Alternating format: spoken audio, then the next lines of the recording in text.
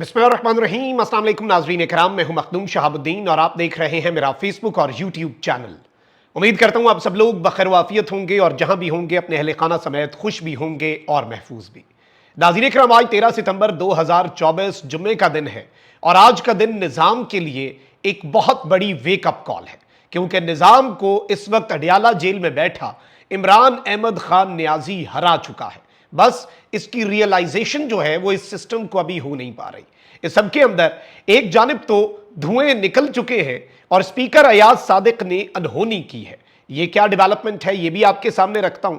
साथ ही साथ जस्टिस मुनीब अख्तर का वॉकआउट, किस तरह से जस्टिस मुनीब अख्तर ने पूरे के पूरे सिस्टम को घेरा और किस तरह से एक प्रिंसिपल पोजीशन लेकर आज बाज़ाब्ता तौर पर सुप्रीम जुडिशल काउंसिल के इजलास में जस्टिस मुनीब अख्तर ने काजी और हुकूमत गठजोड़ जो है उसे एक्सपोज कर दिया।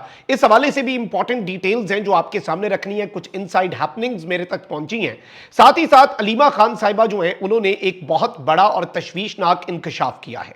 फौजी जेल में मिलिट्री ट्रायल में इमरान खान के साथ क्या होगा, इस हवाले से अलीमा खान साहिबा जो हैं उन्होंने कुछ कंसर्न्स का इजहार किया है। ये तीन बड़ी खबरें हमारी आज की इस वीडियो के एजेंडे पर हैं, आपके सामने रखते हैं। सबसे पहले तो नाज़रीन इकराम, इमरान खान साहब की जो हमशीरा हैं उन्होंने परसों एक स्टेटमेंट जारी की और उन्होंने इस हवाले से अपना जो कंसर्न है वो रेज किया कि इमरान खान ने 10 सितंबर को यह पैगाम दिया कि इन्होंने मंसूबा बना लिया है कि मुझे जेल में मुर्सी की तरह खत्म कर दें, मिस्र के मुर्सी की तरह मुझे जेल में ही खत्म कर दें। फिर अलीमा खान साहिबा ने कहा कि हमारे खानदान को भी एक मोतबर जराए से यही इतला मिली कि इमरान खान को खत्म करने का फैसला हो चुका है। और इस सब के अंदर अलीमा खान साहिबा ने कहा कि हमारा खानदान फिरौनों से मुखातिब है, तारीख पढ़ें और देखें फिरौन और उन जैसे दूसरों का अंजाम क्या हुआ। बाजवा के दौर में इमरान खान पर वजीराबाद में कातिलाना हमला हुआ। आसिम मुनीर के दौर में ISI ने अदालती कॉम्प्लेक्स पर कब्जा किया जहां उन्हें कत्ल करने की तैयारी थी, लेकिन वो बच गए क्योंकि जिंदगी और मौत का फैसला अल्लाह के हाथ में है। यह कहना था इमरान खान साहब की हमशीरा अलीमा खानम साहिबा का। और इस सब के अंदर जो ज्यादा अहम तरीन चीज है और जो इस वक्त ऑन ग्राउंड सूरत हाल है वो हम सबके सामने है। और इसमें अब अलीमा खान साहिबा जो हैं उन्होंने इस हवाले से मजीद कंसर्न्स का आज इजहार किया और उन्होंने कहा कि हम एस्टैब्लिशमेंट से पूछना चाहते हैं कि आप इमरान खान को मिलिट्री जेल में क्यों ट्रांसफर करना चाहते हैं। आप इसलिए इमरान खान को मिलिट्री जेल में मुंतकिल करना चाहते हैं कि उनका हमारे साथ राब्ता मुनक़ता हो जाए। इस वक्त तो हमें उनकी सेहत का पता चल रहा है, हम उन्हें देख पाते हैं, लेकिन मिलिट्री कोर्ट्स में तो हम उनसे राब्ता भी नहीं कर पाएंगे। तो इस हवाले से अलीमा खान साहिबा ने आज एक मरतबा फिर जो फौजी हुक्काम है और एस्टैब्लिशमेंट जो है उससे पब्लिकली एक सवाल पूछा है। ये कंसर्न्स हैं जाहिर बात है फैमिली के, और इमरान खान साहब के हवाले से जो उनकी बहन ने ये एट्रीब्यूट किया है कि मुर्सी की तरह इमरान खान साहब ये समझते हैं कि अब उन्हें जेल में खत्म कर दिया जाएगा। This is a very big concern. इसमें कोई दूसरी राय, कोई इफ्स एंड बट्स, कोई अगर मगर जो है वो नहीं होनी चाहिए। अब इस सब के अंदर अलीमा खान साहिबा जो है उनकी स्टेटमेंट में आपको सुनवाता हूं, फिर हम आते हैं जो अयाज सादिक जो हैं उन्होंने आज एक बहुत बड़ी अनहोनी की है और साथ ही साथ जो हुकूमत है वो भी अब काजी को अकेला छोड़ के किस तरह से साइड पे कल्टी होने जा रही है। और काजी साहब के लिए आज का दिन कोई खास अच्छा नहीं है। आज का जुम्मा हुकूमत से ज्यादा काजी फाइज ईसा पर किस तरह से भारी पड़ा है, ये डिटेल्स भी मैं आपके सामने रखूंगा, लेकिन पहले अलीमा खान साहिबा की ये गुफ्तगू मुलाहिजा फरमाएं। हमें ये सुनने में आता है तो हम ये समझना चाहते हैं कि इमरान खान को मिलिट्री जेल में क्यों ट्रांसफर किया जाएगा। हम पूछना चाहते हैं मिलिट्री से, एस्टैब्लिशमेंट से, कि आप इमरान खान को मिलिट्री जेल में क्यों ट्रांसफर करना चाहते हैं। आप इसलिए ट्रांसफर करना चाहते हैं ताकि हम सबका राब्ता फैमिली का भी ख़त्म हो जाए, लॉयर्स का भी ख़त्म हो जाए। इस वक्त तो हम उनको देख लेते हैं, हमें उनकी सेहत का पता है, हम आपको बता देते हैं आके कि उनकी सेहत कैसे है, हम बता देते हैं, जब वो पैगाम देते हैं हम वो भी दे देते हैं। लेकिन जब मिलिट्री जेल कस्टडी में चले जाएंगे तो सबका राब्ता ख़त्म हो जाएगा। हमें ये नहीं पता होगा उनकी सेहत कैसी है। अभी तो हम उनकी सेहत के ऊपर नज़र रखते हैं। अभी हमारे डॉक्टर आके, कोशिश हमारी ये होती कि महीने में एक दफ़ा आके हमारे डॉक्टर शौकत खानम से उनको चेक कर लें। तो जब मिलिट्री जेल में चले जाएंगे तो हमें नहीं पता होगा कि उनकी सेहत कैसे है। इस वक्त जो मिलिट्री कस्टडी में बच्चे हैं, जो बुजुर्ग हैं, अगर आप उनकी कहानियां सुन ले तो इंसान का दिल रोता है कि ये जवान बच्चे बगैर ट्रायल के पिछले 15-16 महीने से रखे में हैं और हमें किसी को नहीं पता, 2-2, 3-3 हफ्ते तक उनको मुलाकात की इजाज़त कई दफ़ा नहीं। जी नाज़रीन इकराम, आपने ये गुफ्तगू मुलाहिज़ा फरमाई तो इस वक्त बहुत से कंसर्न्स हैं इमरान खान साहब की फैमिली को, इमरान खान साहब के अहले खाना को, और ऑब्वियसली इसमें उन्होंने बहुत serious allegations on the former cheap and on the current chief ये भी लगाए हैं। इमरान खान साहब का कंसर्न भी सामने रखा है और अब मिलिट्री कोर्ट्स के हवाले से यूँ लग रहा है कि वैसे तो ये केस अब इस्लामाबाद हाई कोर्ट में आ चुका है और इस्लामाबाद हाई कोर्ट ने हुकूमत से कहा है कि आप क्लैरिटी के साथ हमें ये जवाब दें कि क्या आप कंसिडर कर रहे हैं इमरान खान को मिलिट्री कोर्ट्स की तहवील में देने के हवाले से या नहीं। तो इस कंसिडरेशन के हवाले से अदालत को आगाह किया जाए। दोनों सूरतों में सिस्टम के लिए ये एक दर्द सर ज़रूर होगा कि उनके निज़ाम इस चीज़ को जितना खुफिया रख सकता है वो रखे। लेकिन मैं आपको ये बता रहा हूँ, खबर ये है कि मुक़्तदरा से जब भी कोई ज़राए से बात होती है तो वो ये कहते हैं कि जी हम कानून के मुताबिक चलेंगे। अब कानून में, आर्मी एक्ट में एक दो सेक्शंस बिल्कुल ऐसे हैं जिनकी बुनियाद पे ये इमरान खान साहब को लेके जा सकते हैं। तो it is a big concern और जारी बात है अल्लाह ताला खान साहब की हिफाजत करे। अब इसमें अब आ जाते हैं हमारी वीडियो के एजेंडा नंबर 2 के ऊपर, क्योंकि वो खबर भी बहुत इंपॉर्टेंट है। सुप्रीम जुडिशल काउंसिल का इजलास हुआ। अटॉर्नी जनरल साहब जो हैं उनका जस्टिस मुनीब अख्तर साहब के साथ कुछ बहस भी हुई। काजी फाइज ईसा साहब जो हैं वो खामोश रहे। बाकी जजेस की क्या पोजीशन थी, जस्टिस मुनीब अख्तर के वॉकआउट की असल वजह क्या है, कुछ जजेस नहीं आए, लॉ मिनिस्टर जो हैं वो भी नहीं आए, इस हवाले से क्या डिटेल्स हैं, ये सब मैं आपके सामने रखता हूँ। एक कमेटी बनी थी, जस्टिस मंसूर अली शाह और जस्टिस मंजूर मलिक साहब जो हैं वो उस कमेटी के अंदर थे और उसने सिफारिशात बनानी थी सुप्रीम जुडिशल काउंसिल के हवाले से। जनवरी में ये कमेटी जो है इसने बेसिकली अपनी सिफारिशात सुप्रीम जुडिशल काउंसिल को दे दी। मई में जाके काजी फाइज ईसा ने इजलास बुलाया। उस इजलास में आके लॉ मिनिस्टर ने कहा कि देखें जी अभी ये इजलास आगे नहीं चल सकता, हम आईनी तरमीम के ऊपर काम कर रहे हैं। फिर क्या हुआ जी, मई के बाद आ गया जुलाई के अंदर फैसला आया और फैसले ने उड़ा के रख दिया 2/3 अक्सरियत। आईनी तरमीम का प्रोग्राम तो ऑलमोस्ट बढ़ चुका है। अब उस आईनी तरमीम का प्रोग्राम बढ़ने के बाद अब ये सुप्रीम जुडिशल काउंसिल का उस हवाले से दोबारा इजलास हो रहा है जो मई में लॉ मिनिस्टर के कहने पर मौखर हुआ। अब नाज़रीन कराम, ये सुप्रीम जुडिशल काउंसिल के रूल्स में अमेंडमेंट के हवाले से चीजें थी और डिस्कशन होनी थी और हाई कोर्ट की जजेस की तैनाती के हवाले से भी चीजें इसमें डिस्कस होनी थी।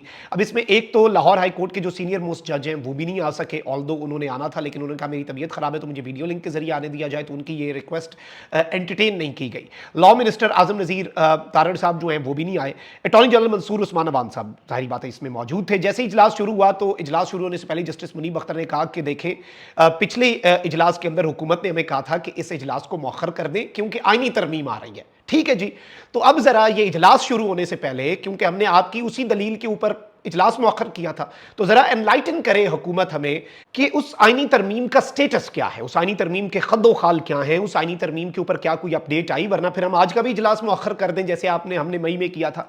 अटॉर्नी जनरल मंसूर उस्मान अवान जो है उन्होंने कहा कि आप हुकूमत से ये पूछ नहीं सकते, जुडिशल कमीशन ऑफ पाकिस्तान हुकूमत से नहीं पूछ सकता कि हम क्या आईनी तरमीम करने जा रहे हैं और क्या नहीं। जस्टिस याया अफरीदी साहब ने इस सब के अंदर, वो भी आए मामले के अंदर, उन्होंने जस्टिस मुनीब अख्तर का साथ दिया। उन्होंने कहा कि अगर हमारा ये मैंडेट नहीं है कि हम आपसे आईनी तरमीम का नहीं पूछ सकते तो आपका लॉ मिनिस्टर, उसका कहां से मैंडेट हुआ कि वो सुप्रीम जुडिशल काउंसिल को आके बताए। तो जी अटॉर्नी जनरल ने कहा कि बिल्कुल जी लॉ मिनिस्टर का मैंडेट ये नहीं बनता था, यानी कि इनडायरेक्टली उन्होंने कहा कि लॉ मिनिस्टर ने ये धोखा दिया सुप्रीम जुडिशल काउंसिल को और ये 4 महीने तक सुप्रीम जुडिशल काउंसिल का इजलास ही नहीं हुआ। चीफ जस्टिस ऑफ पाकिस्तान ने कहा कि चले जी ये छोड़े ना, आगे बढ़ते हैं, रेस्क्यू करने काजी साहब क्यों ना आते। तो इस सब के अंदर जस्टिस मुनीब अख्तर साहब जो हैं उन्होंने वॉकआउट किया। उन्होंने कहा कि पहले तो लॉ मिनिस्टर को बुलवाएं ना और पूछें कि लॉ मिनिस्टर का मैंडेट नहीं था तो उसने बताया क्यों, और अब लॉ मिनिस्टर आके हमें आईनी तरमीम के हवाले से अपडेट करे। लेकिन अब काजी फाइज ईसा साहब जो हैं उन्होंने इजलास जारी रखा। जस्टिस मुनीब अख्तर ने प्रिंसिपल स्टैंड लिया, पोजीशन ली और एक बिल्कुल जिसे आप कहते हैं ना बेहतरीन सा स्टैंड जो है वो जस्टिस मुनीब अख्तर साहब ने लेके काजी साहब को और हुकूमत को चारों शाने चित किया। अब एक तरफ ये डेवलपमेंट है तो वहीं दूसरी जानिब कौमी असम्बली के अंदर इसहाक डार, मोहसिन नकवी जा रहे थे तो आजम नजीर तारड़ साहब से गुफ्तगू हुई।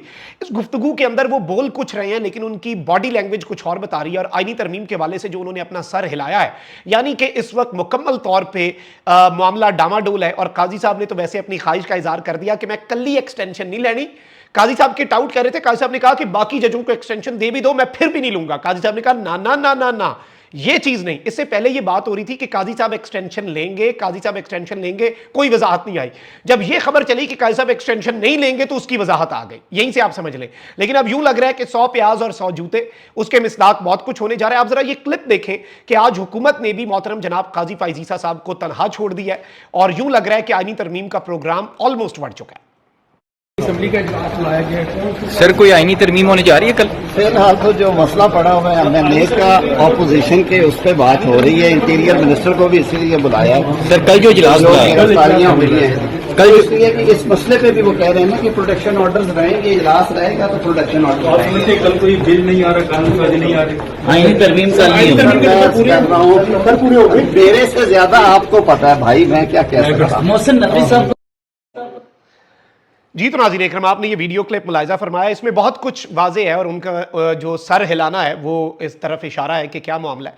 लेकिन एक जानिब इसमें आप ये भी देख लें, कह रहे हैं अभी तो एमएनएज़ का रोला पड़ा हुआ है, जो हाथों से लगाई गई गिरें जो हैं इस वक्त निज़ाम दांतों से खोल रहा है। नवाज शरीफ ग्रुप जितनी मर्जी बातें कर ले, जावेद लतीफ़ कह रहे हैं कि तुन दे इन्हें, क्यों नहीं तुन रहे, क्यों नहीं इनका सरकोबी कर रहे, क्यों नहीं आप बगावत करने वालों को, नाकाम बगावत करने वालों को कुचल रहे। ख्वाजा आसिफ साहब भी डिफेंड करते हैं। लेकिन अब नाज़रीन इकराम आप ये देखें कि इस वक्त किस तरह से इनके लिए ये दर्द सर बन चुका है पीटीआई के एमएनएज़ का मामला, और स्पीकर को यह अनहोनी करनी पड़ी है क्योंकि स्पीकर अब खुद भी फंस चुके हैं।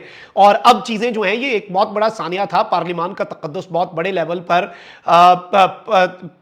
जो पार्लियामान का तकद्दुस है उसकी जो पामाली है, हमने तो अपनी आंखों से पूरी रात देखे और आपको भी दिखाए वो मनाजिर, उस पर भी हम पे गुस्सा है जी निज़ाम का कि आपने वो मनाजिर बराह रास्त क्यों लाखों लोगों को दिखा दिए। नहीं भाई, हमने तो दिखाने थे, मैं तो अंदर भी गया बाहर भी, हमने तो सारी चीज़ें कवर की क्योंकि हम तो आईना है ना, हम तो जो हो रहा है वो दिखाएंगे। अगर उस आईने में आपको अपनी शक्ल बुरी और भद्दी नजर आ रही है तो इसमें हमारा कसूर नहीं है, आईना तोड़ने से कुछ नहीं होगा, अपनी शक्ल का इलाज करें। अब एक बड़ी खबर नाज़रीन इकराम यह है कि पीटीआई के गिरफ्तार अराकीन को पार्लियामेंट लॉजेस मुंतकिल करने का फैसला कर दिया गया है।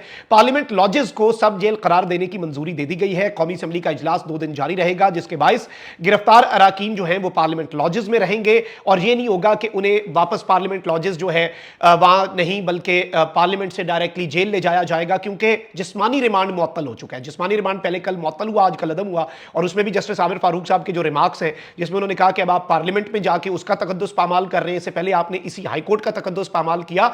9 मई की इमरान खान की गिरफ्तारी पर भी आज बिल आखिर आमिर फारूक साहब ने अपनी जुबान खोली दी। तो इस वक्त चीजें जो हैं वो बहुत इंटरेस्टिंग है। लेकिन एक चीज मैं आपको बता दूं, सारी डेवलपमेंट्स को देख लें, इमरान खान के लिए सारी डेवलपमेंट्स बेहतरीन है, निजाम के लिए ये सारी की सारी अपडेट्स जो हैं ये खतरनाक हैं। अपना बहुत ख्याल रखें। अल्लाह निगहबान। पाकिस्तान जिंदाबाद।